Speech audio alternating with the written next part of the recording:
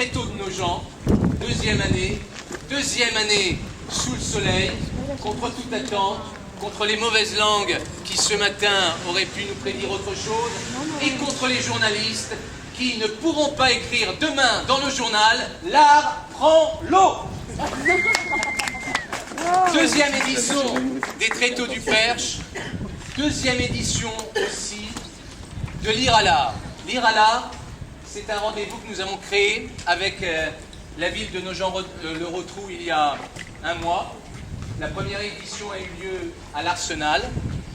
Peut-être ailleurs aussi, qui se transforme en parole de Beauceron lorsqu'il franchit les limites de notre belle région. Et Lire à l'art, sur le même principe, veut à la fois donner la parole aux auteurs que nous connaissons parce qu'ils ont été édités, aux auteurs de la presse aussi, parce qu'ils œuvrent tous les jours, pour certains, ou toutes les semaines, ou 2 fois par an, parfois, ou 3 fois par an, mais de façon presque éphémère, parce qu'un journal est très éphémère et parfois même un peu presque évanescent.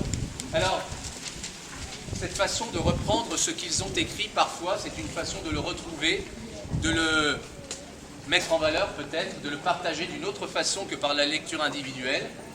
Les auteurs que vous connaissez, les auteurs qui sont édités, les auteurs de la presse, et puis ceux qui se révèlent, ceux que vous ne connaissez pas encore, ceux que vous connaîtrez peut-être tout à l'heure, vous peut-être, des jeunes, des enfants, des moins jeunes, des moins enfants.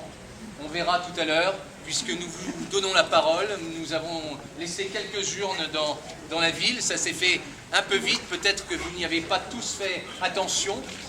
Il y a dedans des petits papiers avec un petit peu tout ce qui vous est passé par la tête. Nous les lirons tout à l'heure et peut-être en avez-vous dans vos poches, alors vous pouvez nous les donner, on les lira ici avec vous, au débeauté, ou si vous le souhaitez, eh bien vous pouvez les lire avec nous, les lire vous-même, ici, pour tout le monde.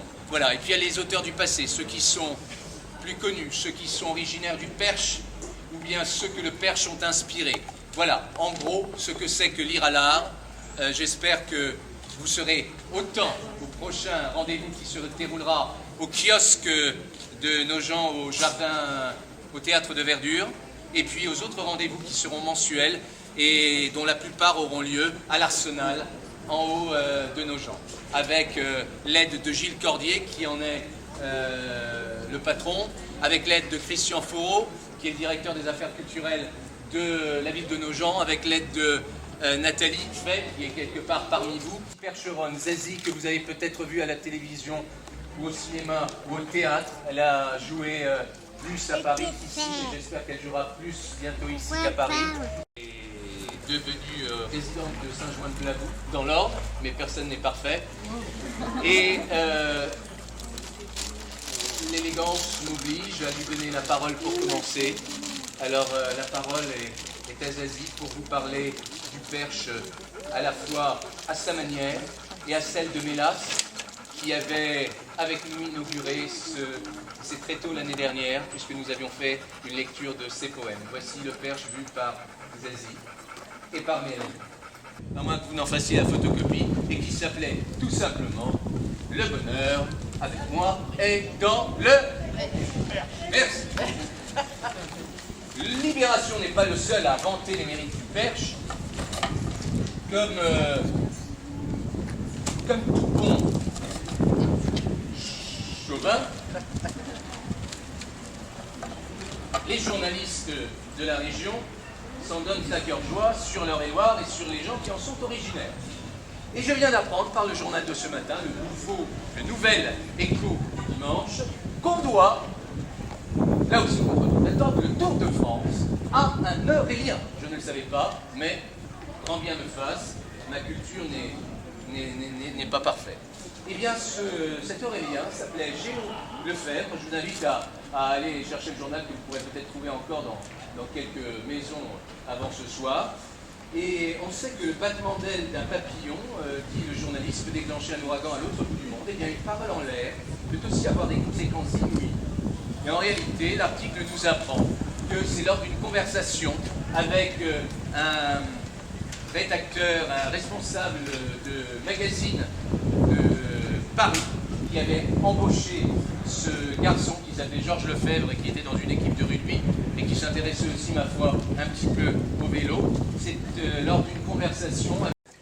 Ensuite, à Courjon, concours de jugement de bétail, les jeunes agriculteurs se jaugent. C'est pas où est le bétail. Mauves-sur-Huisne, un amour qui perdure depuis 60 ans, éternels amoureux, le couple Guillet s'est vu remettre un diplôme pour leurs noces de diamant. Prochain rendez-vous, les noces de palissandre. Si quelqu'un sait dans combien de temps, et là ils auront une médaille en plus, je pense. Si je peux me permettre, palissandre, c'était un petit peu inquiétant. Oui, ça sent le sapin. Alors donc, pour rester dans les grandes amours, ceux-là seront peut-être amenés à fêter aussi, enfin peut-être pas les noces de diamant parce que ça commence un peu tard, mais bon, un homme 48 ans cherche femme 38, 77 ans. Ça laisse de la marge. Et c'est précis. C'est précis. Ensuite, dame veuve, 70 ans, sérieuse, sincère, cherche monsieur sincère, non fumeur, non buveur, avec voiture.